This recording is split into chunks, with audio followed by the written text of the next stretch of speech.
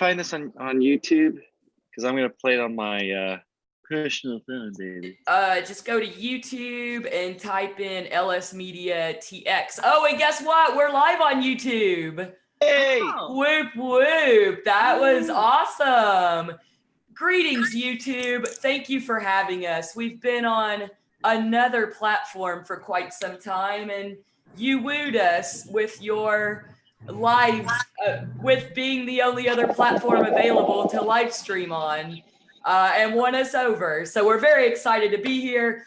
Thanks to everyone that's joining that usually tunes in on Facebook. We're excited to be here on this new platform. We think it's going to provide a lot more opportunities for us. So we're stoked. I, of course, am your host, Leah Laxtons. I'm a native Kentuckian with the desire to see hemp change the world. I'm joined by my co-host, Captain Cannabis, the wordsmith, the researcher of all terms, and yes, and of course, our producer, my co-founder, Cynthia Morales, who is also our fact checker and checks all the things that we say and lets us know when we're off track. So that's always handy. And in such a polite way, you do it too.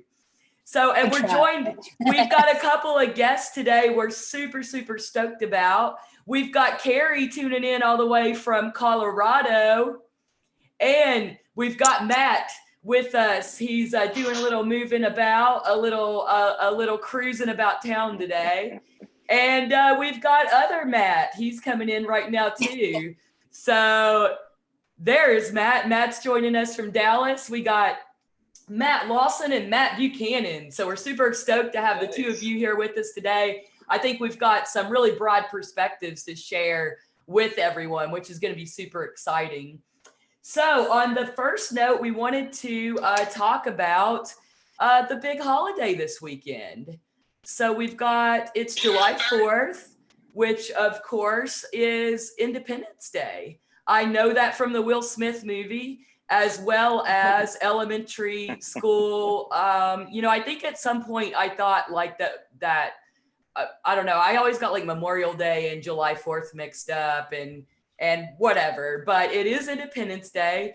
So, but before we get going into that, let's hear a little bit more about our guests, and then maybe they can tell us a little bit about like their thoughts on Independence Day, like what they remember from a kid growing up, what it means to them. So Kerri, let's start with you. Tell us a little bit about Hemplass and what you've been up to, what plans you might have around Independence Day this year. Awesome. Well, thank you for having me today. This is so fun to be here. So a little bit about me. My company's called Hemplass, and what I do is do consumer education about hemp.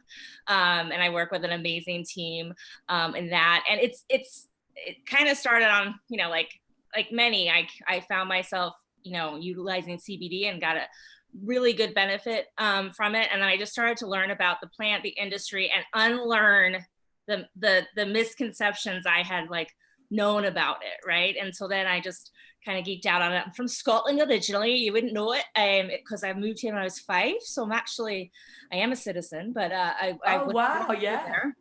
And so that's why it's Hemplass, because I just had to keep my Scottish soul tied to it a little bit. And I have a dream that somehow I'm going to be part of like hemp really getting back into Scotland. I don't really know how that's going to happen, but you can manifest things, right? And so I just want to be a part of it.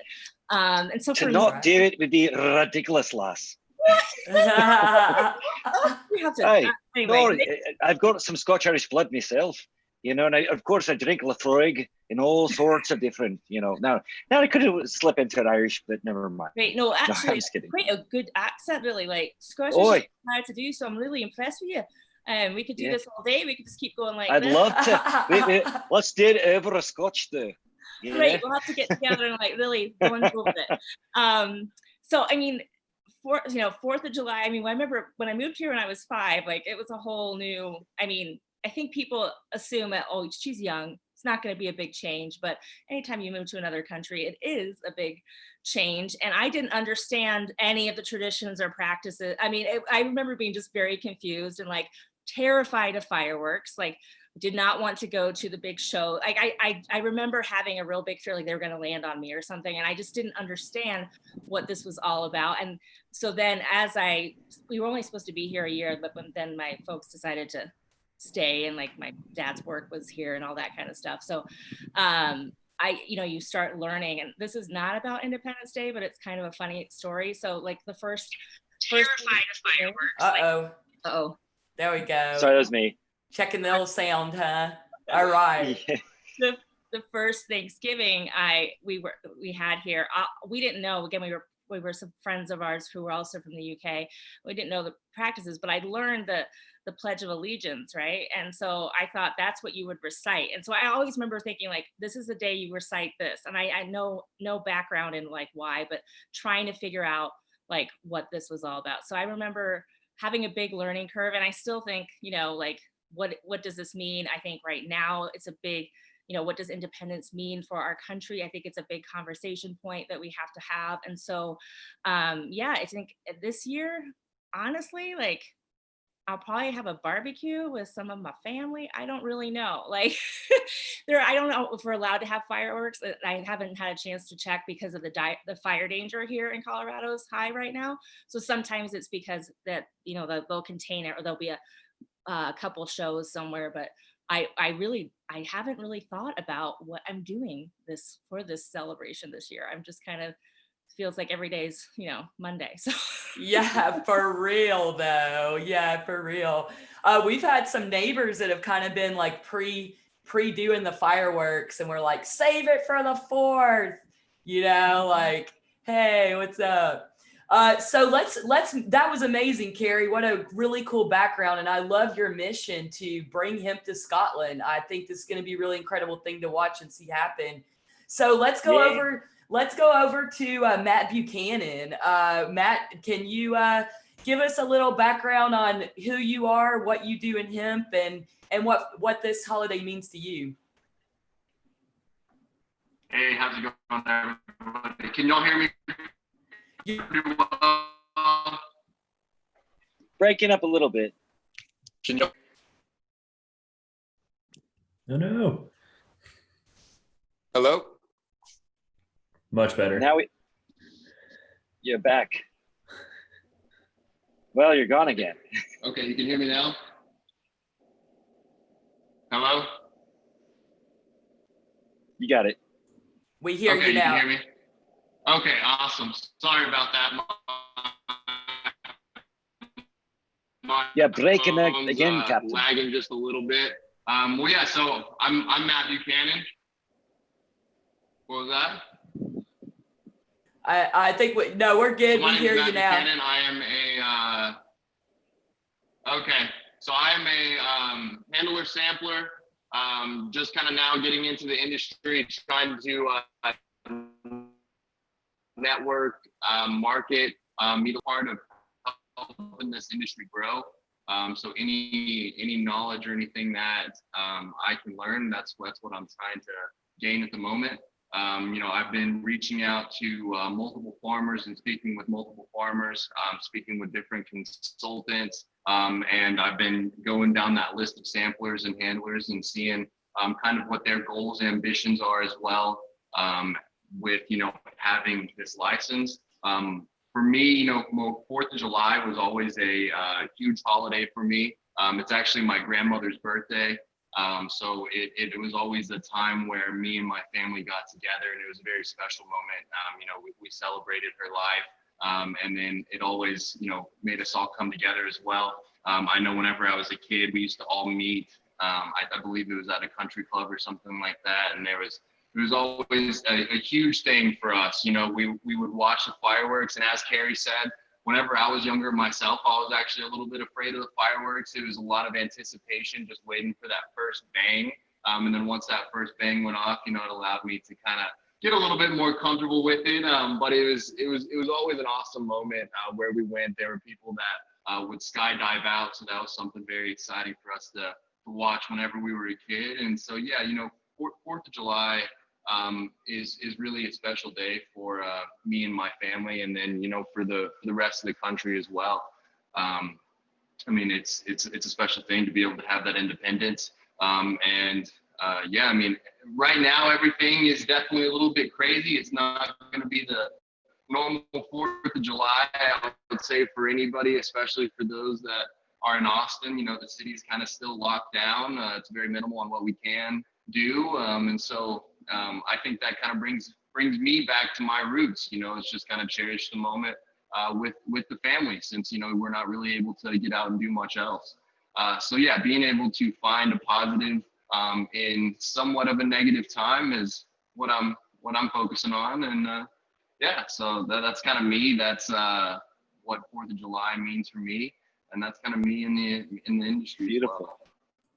That's awesome, Matt. Thank you so much for sharing that with us. It must have been very cool for sure to have your grandma's birthday, you know, on the 4th. I'm sure that was a great family experience for sure. Let's go over to our other Matt. We've got Matt Lawson coming in from D-Town. Or I think, you're in Dallas, or what part of the? Fort Worth. Okay. Oh yeah. Man, that was definitely a mistake for those who don't know. Fort Worth is not Dallas. Definitely not Dallas. So tell us a little bit about yourself, what you do in the industry, and what the 4th means to you. Yeah. So hi y'all. Leah just introduced me. I'm Matt Lawson. My company is called Chief Content Company, and we've been operating since 2016. And what we do is we help THC and CBD brands with digital marketing strategies to ultimately make larger local impacts and cultivate more predictable revenue by getting in front of a larger group interested audience. And so we serve a few different dispensaries currently and CBD companies locally. And ultimately I started the company because there is tons of misconceptions about the products. I come at it from an educational standpoint. I actually started my career as a writer, writing for the Dallas Observer, the American Heart Association, and I'm forgetting one. And I was an editor at a magazine in Colorado for a spell, but no one was getting paid, so I left there. But ultimately, you know, I'm passionate about educating people so that they understand the realities of hemp, of cannabis, so that there's not any sort of myths there that ultimately hold our industry back. You know, so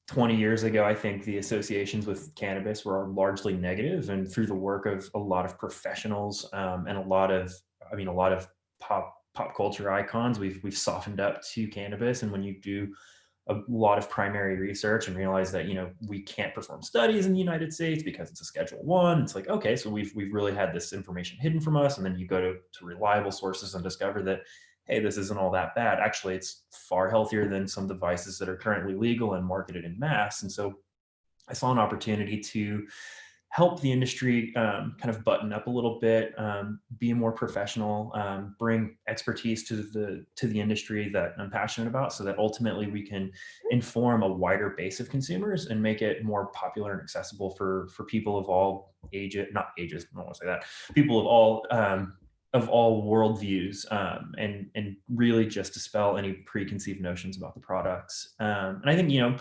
what's funny, the idea of Independence Day and July 4th really goes into why I founded the company. I was tired of people being lied to, and tired of not getting the real message for cannabis and CBD consumers. So the whole goal for the company was to help educate people on the realities and to really take that message back for the people that are in the industry, because right now it's mostly we're the object of the story rather than the subject. And so ultimately trying to take that and make us the subject of the story and empower the communicators in the industry to share their stories, to talk about how both of those products have improved their lives and ultimately meet business objectives and goals from there too.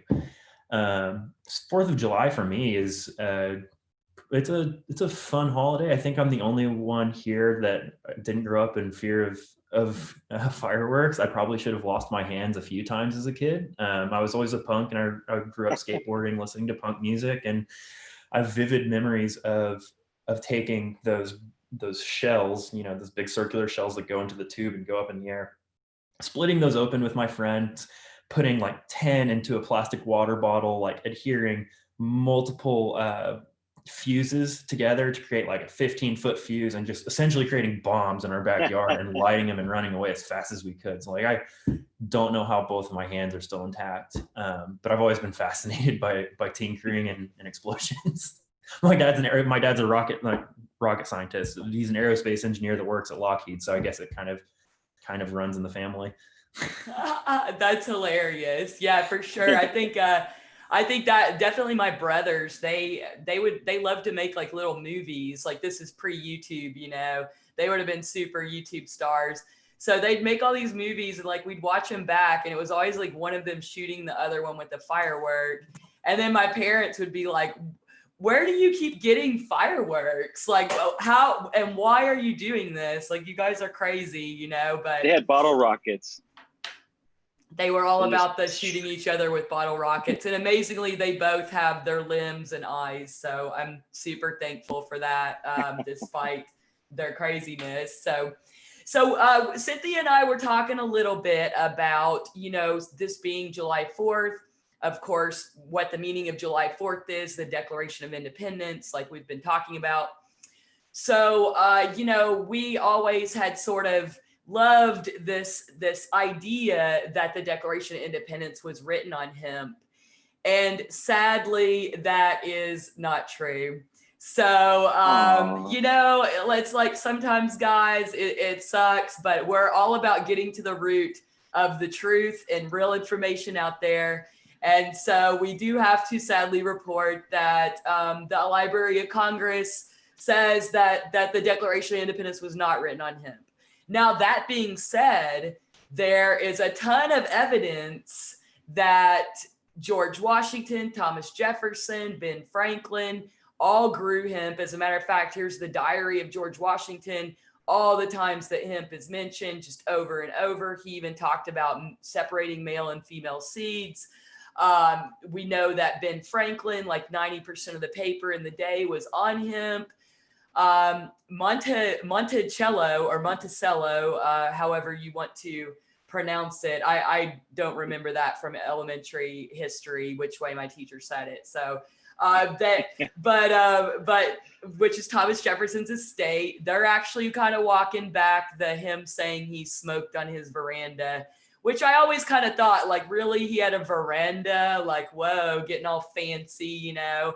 But again, that being said, he definitely did grow hemp. So just because some of these things are kind of getting blown up, this doesn't mean that it didn't play a major role in life at the time.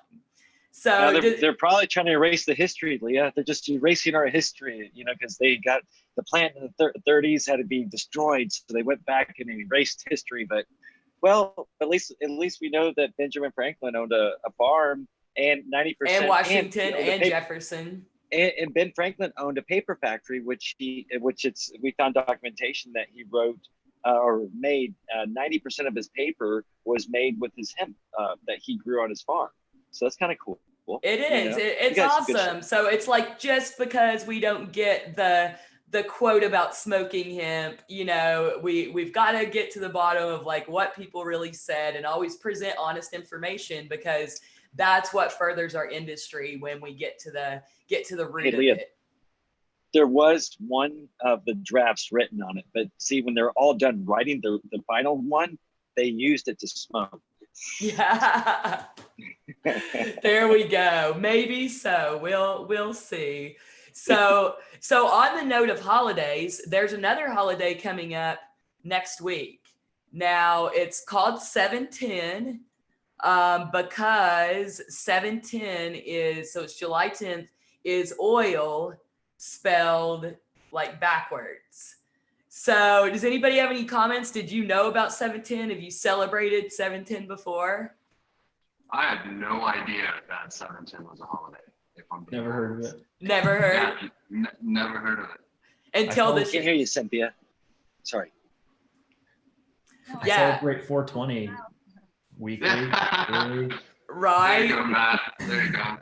I saw a quote from a reporter this week was like 710 stupid, like quit trying, like you already have 420, give it up, and like why are you trying to make another holiday? And I was like, because officer, but it's 410, like might work in some places, or 420 might work, 710 might work, like let's make every day a weed holiday. Yeah, they definitely, Yay. they want to highlight all of the new products. I believe it started around 2012, so it is fairly recent. It's not an holiday like 420, but it's pretty much highlighting a lot of types of concentrates, dabs. Usually 420, all of us kind of spark up, smoke. This time it's encouraging other types of products, so dabbing and any other types of oils. It's bringing awareness to other ends of the industry. Exactly, yes. That's exactly right. 15 and different holidays celebrating the American flag, so why can't we have a couple of different ones that celebrate THC and CBD products? Perfect. Amen. Exactly. That's what I say. Anything that furthers the education, then let's keep on doing it, And this one's a little hard too to find out the history. There's a couple kind of conflicting stories, kind of like 420, but it basically went back to a rapper that was really trying to highlight dabs is, one of the theories. But it's crazy, like this thing's really started to blow up in 2018. They saw 28% more transactions over basically a normal day of concentrates, etc. Let's see, shatter, 42% of the sales, cartridges 21, wax 17. So, probably I would assume that that's related to sales happening as well, most likely. But it'd be interesting to look at the keyword search trends historically year over year for that data too, to see what people are searching for, just to understand the sort of awareness from the back end too. Because I'm sure, yeah, like you said, in-house people are running sales, but without people searching for it, yep, there's a lack of demand. That's true. What we're here for, to spread the word, right? The more people know, the more people will celebrate and hopefully, educate themselves on it, because that's the only way. We figure, if they have a good positive experience and try to do something, to accompany that education, it's always going to stick to them much better rather than just reading about it. Like, no, let's see active show. So hopefully we find some shops that are going to celebrate it and we'll share with everyone, that way we know where to go. Definite. We're planning a little, so on 420, I'm not sure if you guys know this, we had the terrible idea, it ended up being a decent idea, but of live streaming all day. So we thought, yeah, we'll start at 11 and go till like 4, right, to 420. It was like 10, I think, it was 10:20 to 420. So like 2 hours into this thing. The hour, right? Every hour smoking every hour at the 20. At the 20. And we had this great lineup. I mean, like so many people, like you guys, came in and we had all these guests.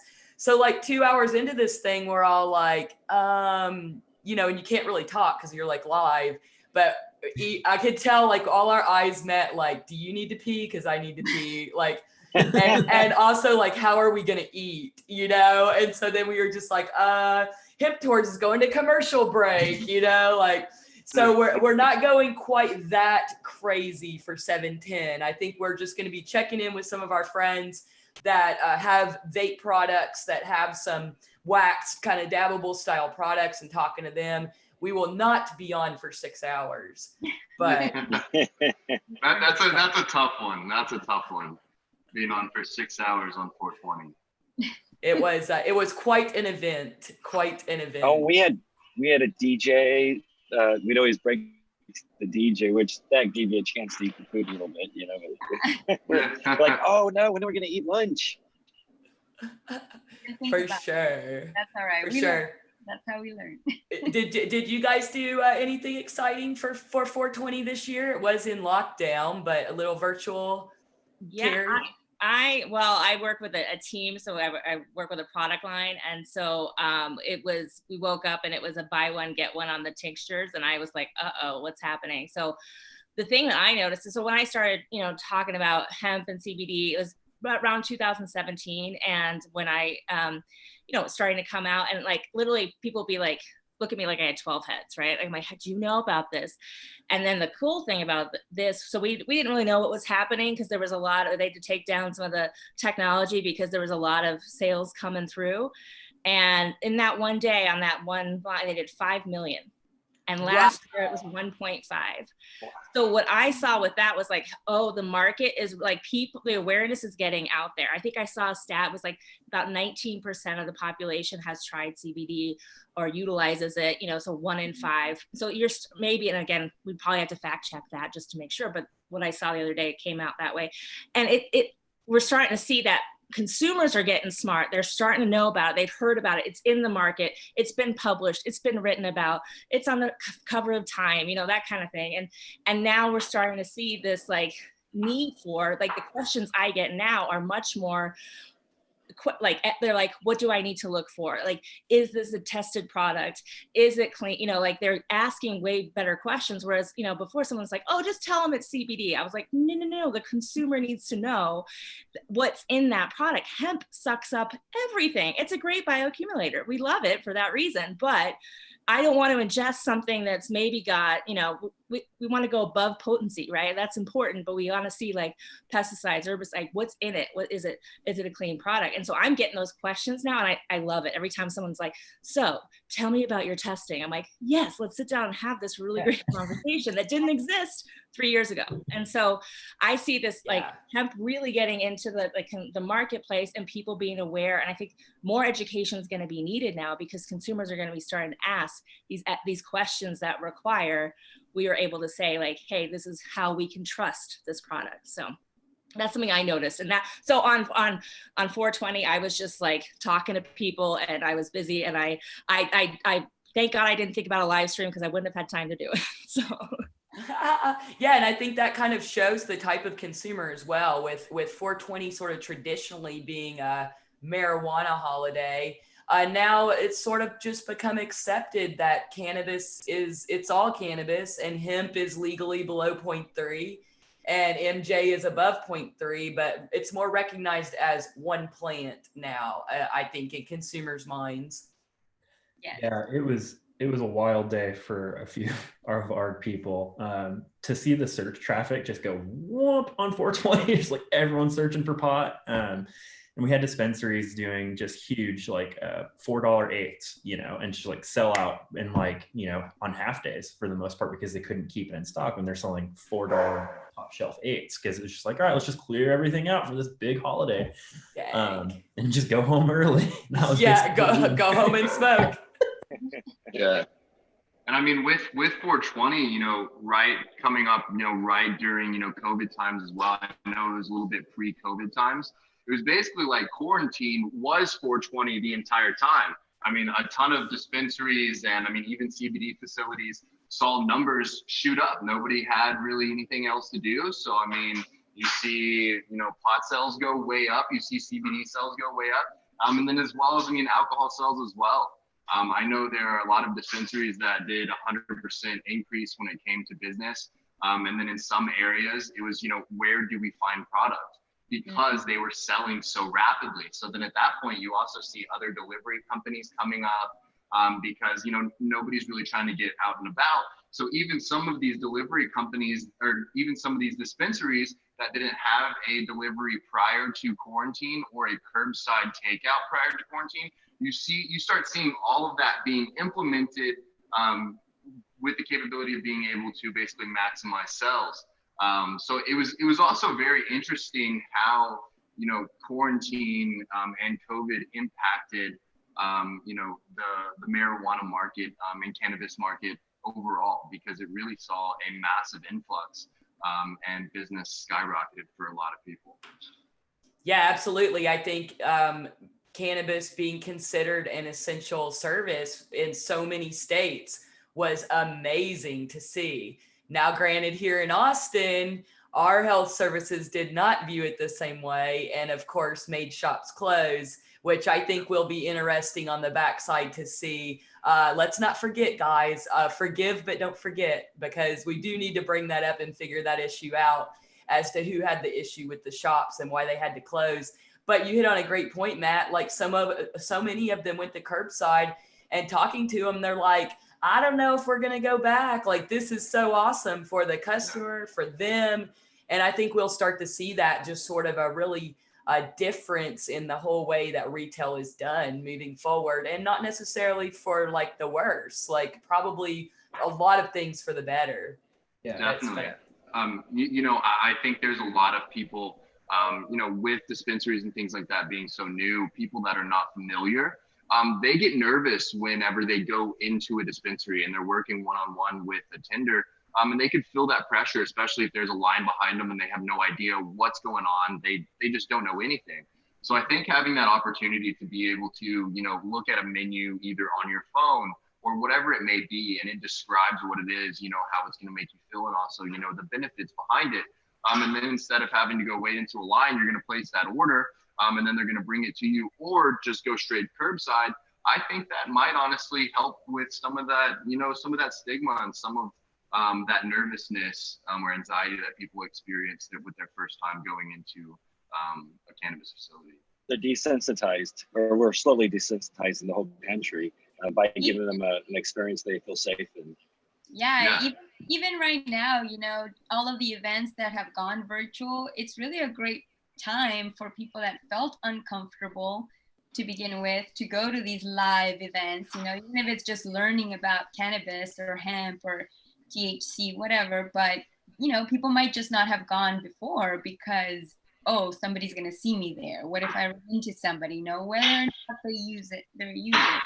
But now that it's virtual and people can hide behind their cameras and nobody needs to know that you're watching this, I think, it's going to really help out and, bring that message across and keep destigmatizing this plant, and hopefully get newcomers that really, they didn't even want to step foot into dispensary. Well, maybe how about a virtual tour of a dispensary, baby steps, and then hopefully they can get them into a real one time. But I think it's good what's happening here. It's forcing us to do.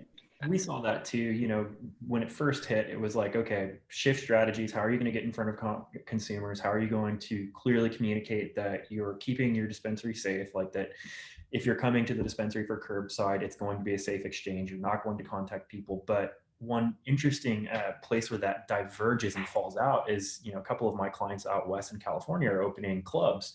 It's like, so they're clubs that they've invested tons of money in, like developing, building, getting licenses for with the city and the state, are just out of commission all of a sudden. And that's a huge investment lost. And it's kind of an interesting place where THC brands are going, because it's, historically it's a communal sport, right? We enjoy cannabis together.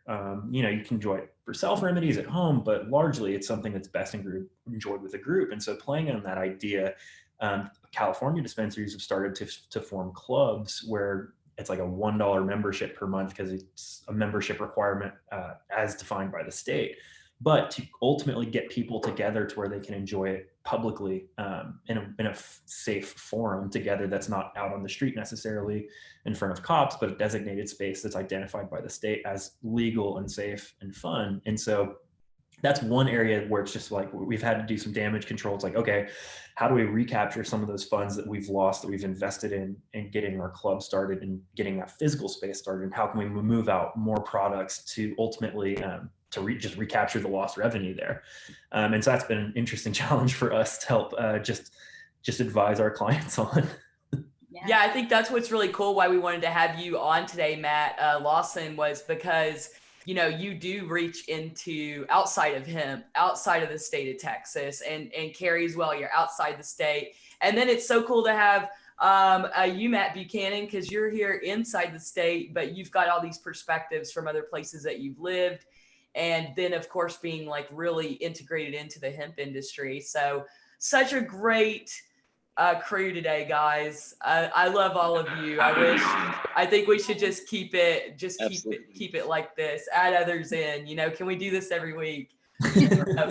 But on that note, Matt Buchanan, I was wondering, can you kind of explain to the viewers and to us what exactly is a hemp handler? So my license is handler sampler. So my main mission is to be the third party sampler for a lab or just for that producer.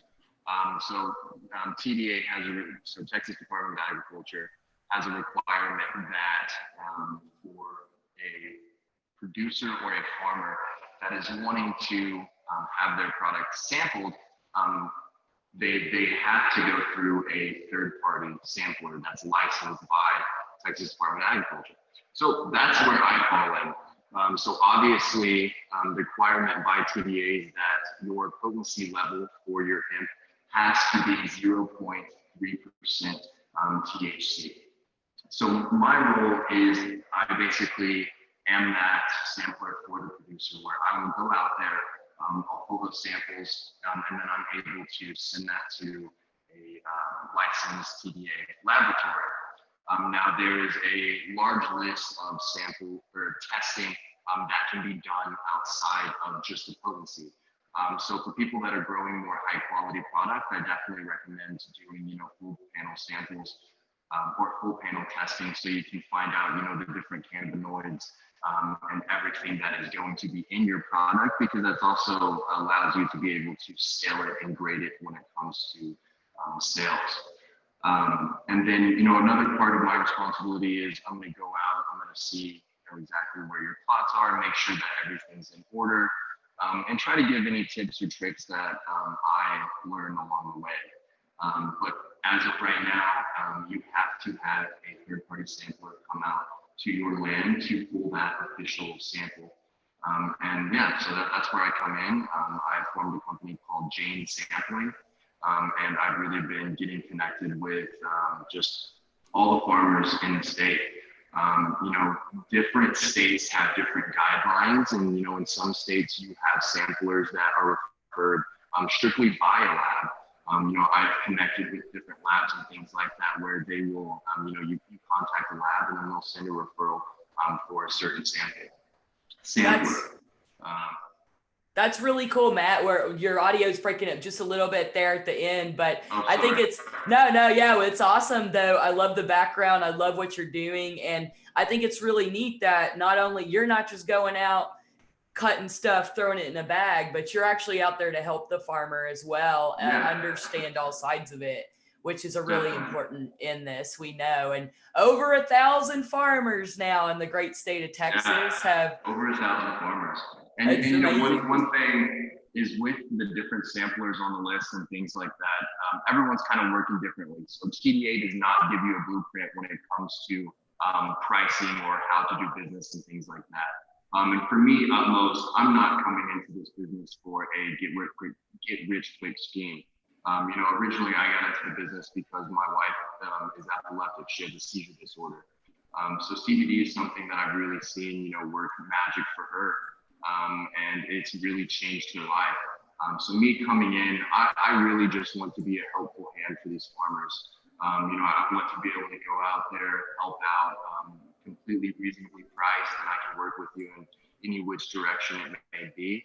I really want to see this industry grow, in which there's more opportunity for everyone as a whole.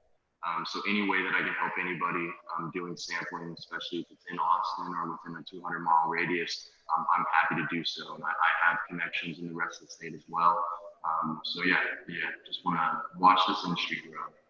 Absolutely. I love it. We have so many amazing people inside the industry, and it's going to be so beautiful to see it in 5 years, in 10 years. I can't even imagine, 'cause, it's like Groundhog Day out here. Like a month in hemp is like a year in any other industry. So, it's crazy. I think a month is a year regular time.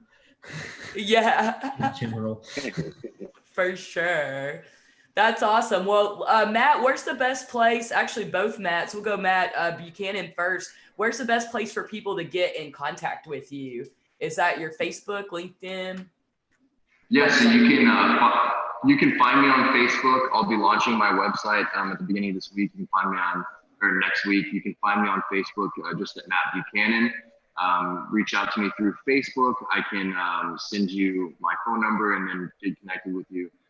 directly through my phone, or you can also reach me by email. My email is matt@janesampling.com.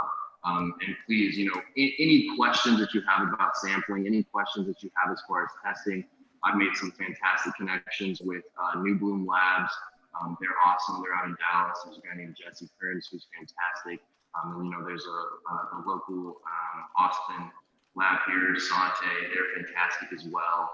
So just whatever that you're wanting to learn, or anything that you're curious about when it comes to sampling, please feel free to reach out. I can get you in contact with any lab that you need, or truthfully, anybody that you need in the industry.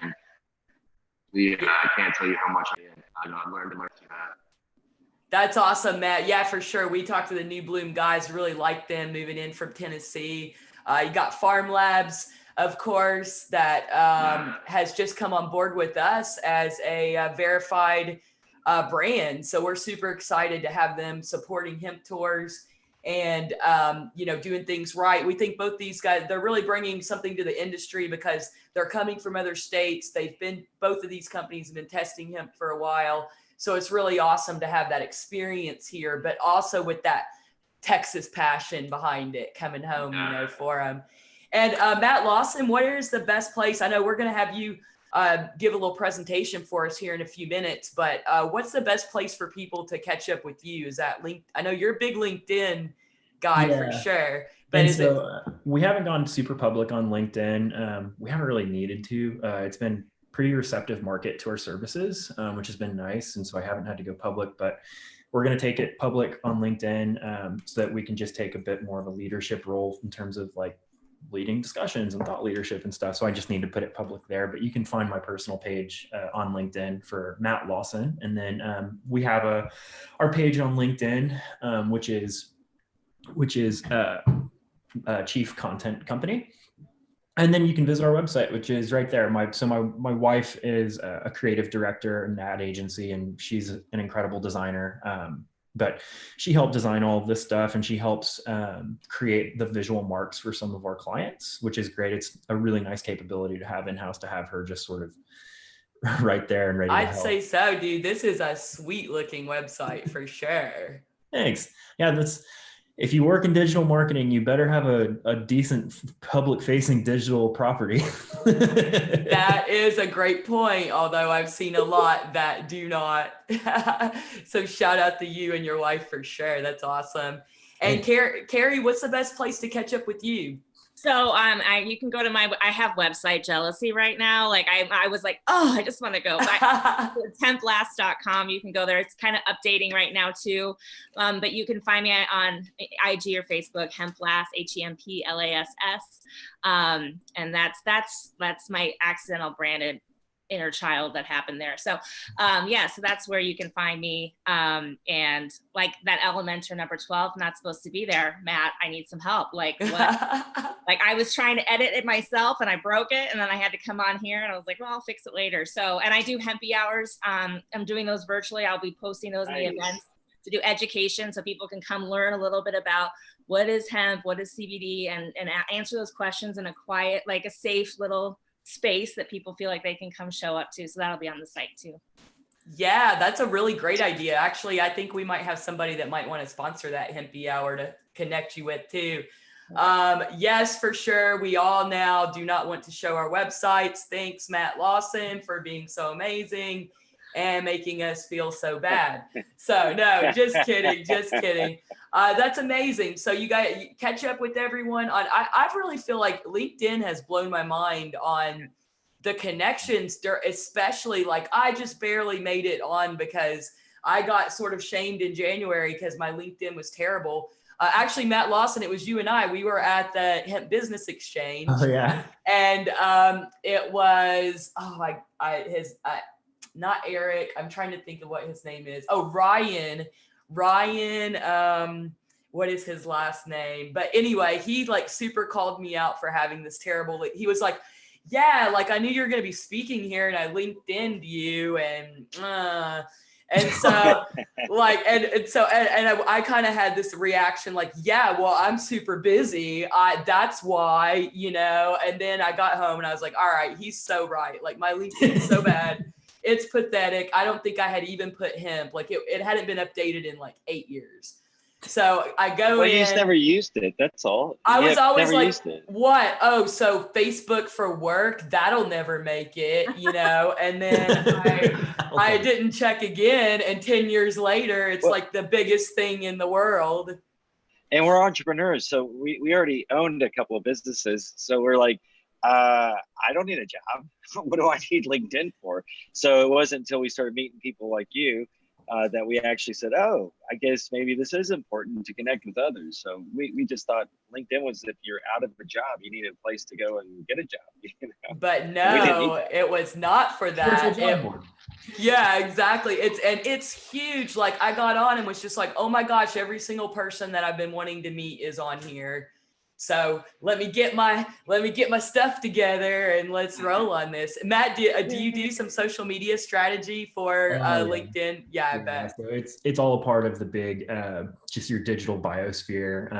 And it's kind of relevant to the presentation I'll give here in a second, depending on the goals of the company. But ultimately, since we're not allowed to engage in paid advertisements, social media plays a crucial part in just supporting your overall brand message and getting people back onto your website so that you can build up your analytics. Yeah, that's cool in our quiver.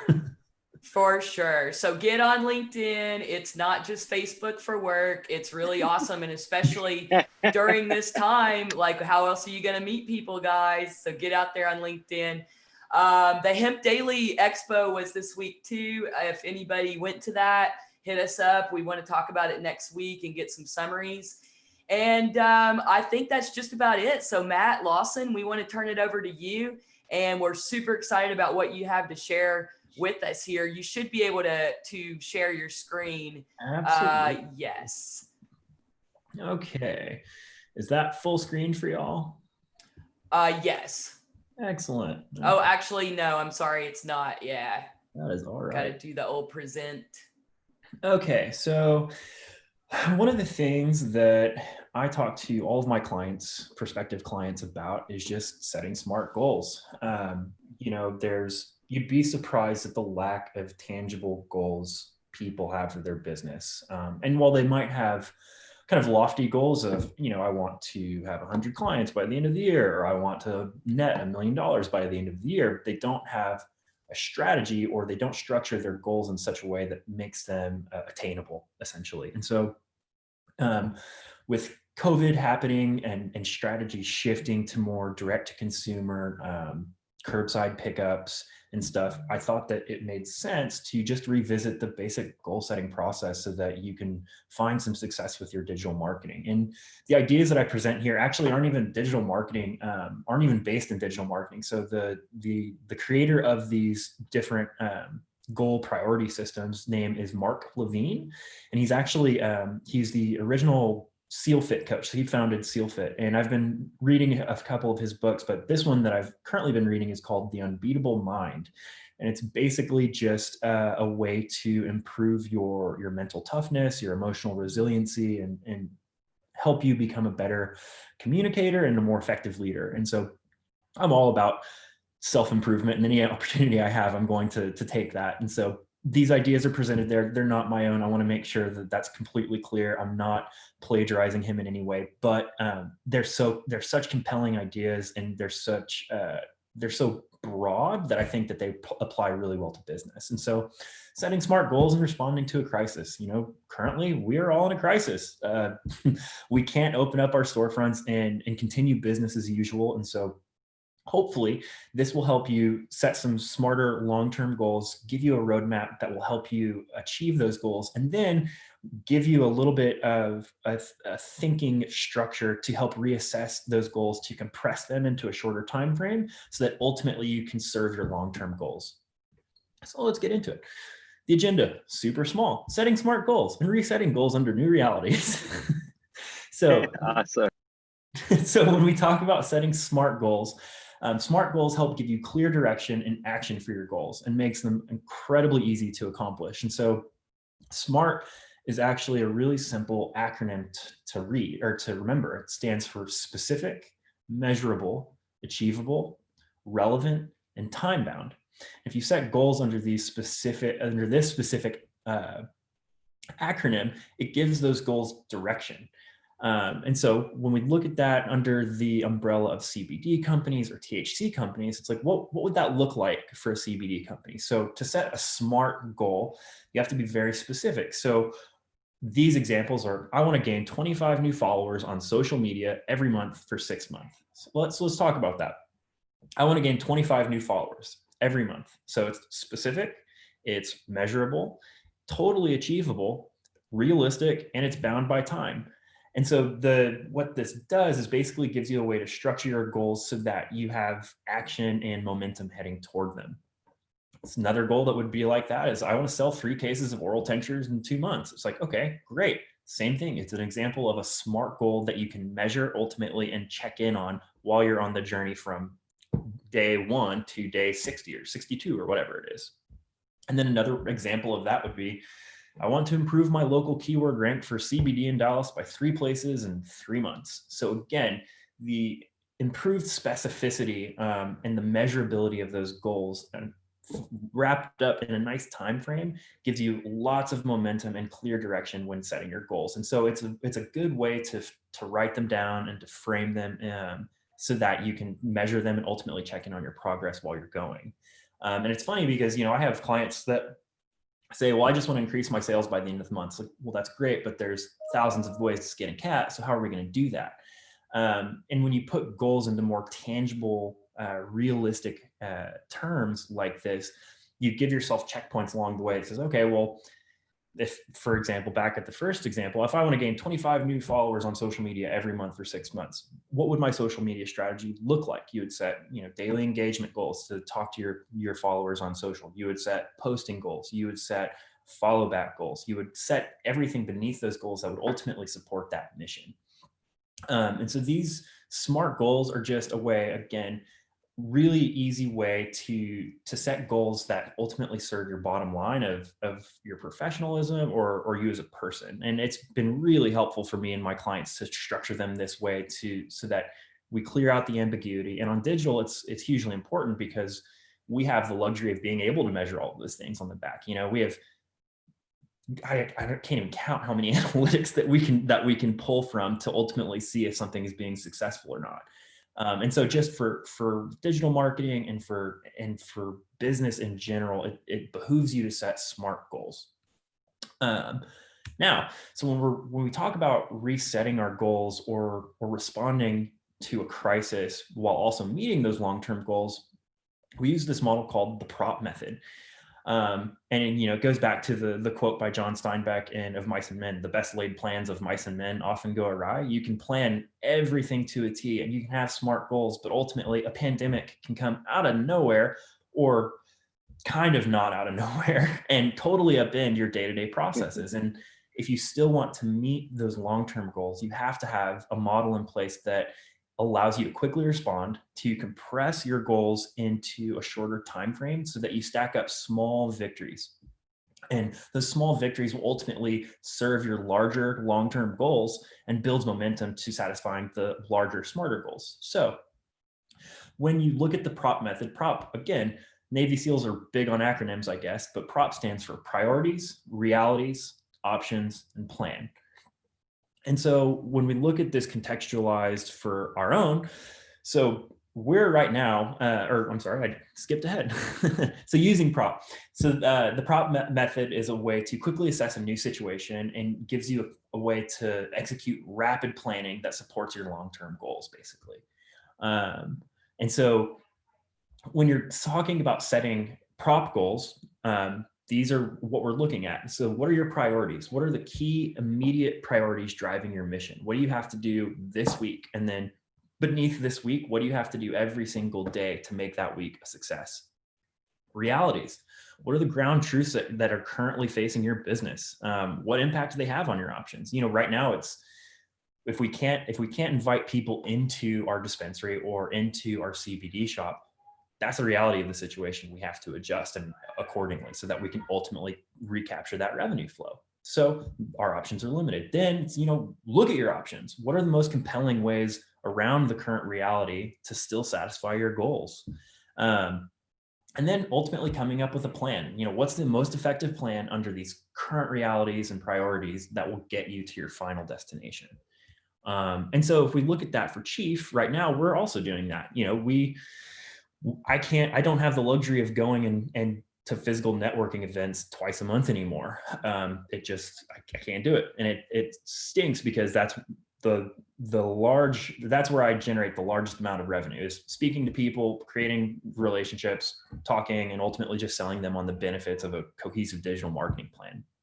And so we've had to shift our long-term goals into prop goals to ultimately still meet those long-term goals. And so our priorities, so if we explain this contextualize under our own company's goals, our priorities: continue growing and sustaining the company while under a pandemic. The reality, COVID-19 has fundamentally shifted how people shop for cannabis and hemp products, which affects how we advise our clients and market their brands. Options. So the option for us to keep growing is we could hire more salespeople in our competitive markets, which are all of the legal THC states, or we could retool our marketing strategy to incorporate more direct digital engagement opportunities, as exemplified here. Yeah. And so ultimately the plan for us is focus on slow, sustainable growth by incorporating more digital engagement opportunities in lieu of physical marketing restrictions. So prop is a really quick way to break down your current situation, come up with an action plan that won't upset your long-term goal process, and still give you a way to compress those goals into shorter term victories that ultimately support your large long-term bottom lines. And that's a little bit about goal setting. I might have gone a little too quickly. And then believe it to achieve it. Yeah, right. You know what I'm saying? Yeah. You're actually setting up their minds to start to believe something, and because this is what they want. That they first, they don't even know how to choose their goals, right? So you're helping them find out what they really want in life, instead of, oh, disaster. They're thinking about, oh, I'm going to succeed, and then you give them some reasons to achieve that. They have small wins, and if we make small wins, then we can grow this into bigger wins. So brilliant. That's beautiful. Yeah, and I do really highly suggest the Unbeatable Mind by Mark Divine. Great book, super helpful. And then the last slide, just a little bit about us, but I can share this presentation out with y'all, just a little bit about our company, not super relevant to the overall goals talk, but that's it. Appreciate y'all's attending my TED Talk. No, it's awesome. Heck yeah. No, I think that was really cool, Matt. When you sent it over this morning, I was just like, yes, this is what, because now it's kind of like one of those things where, things are a little bit better. The first, we said like weeks 1 and 2, we just sort of wallowed in self-pity. And then it was like, okay, what has changed? Has the end goal changed? No. Has the strategies and tactics changed? Absolutely. All right, let's pick it up and let's keep on rolling. So, and I think this is relevant because then we were in like this yes mode. And now it's kind of like a weird situation, right? Because we're open, we're closed, we're roller coastering back and forth. So this is very relevant to remember that, again, whether we're open, closed, whatever state our particular city or region is in right now in this time, has the goal changed? No. Right. So how can we adapt? Good point. And you can take it to, CBD and THC companies. What happens when your supply line is broken? What happens if your farmer has a bad crop? What are you going to do? You have to be able to quickly reassess and act to ultimately serve your bottom line. Absolutely. Well, guys, it has been an absolute pleasure to be with you here today. Thank you so much for joining us. So we were live on YouTube. We had a nice little following there, and I think on Instagram, and it'll be there saved for you to share as well with your friends and family as we continue to build up ourselves here on YouTube through the change. So we're super stoked. We've got some other kind of things in the works as far as live streaming goes. Hopefully some announcements on that in the near future. but this is going to be, I think, here for a while. We're going to be sticking around on the live stream as we move into the future because of all of you, our viewers, and you guys are amazing guests as well. So we're so thankful for you joining us this week, and we wish you all a very happy, healthy 4th of July weekend as we celebrate that independence that makes our country truly great. Happy 4th of July, guys. So Hey, much happy for having 4th. Thank you so much for having me. Y'all take Nice to care. meet you all. Sure. You Bye, too. everyone. See y'all later. Bye, all. Bye.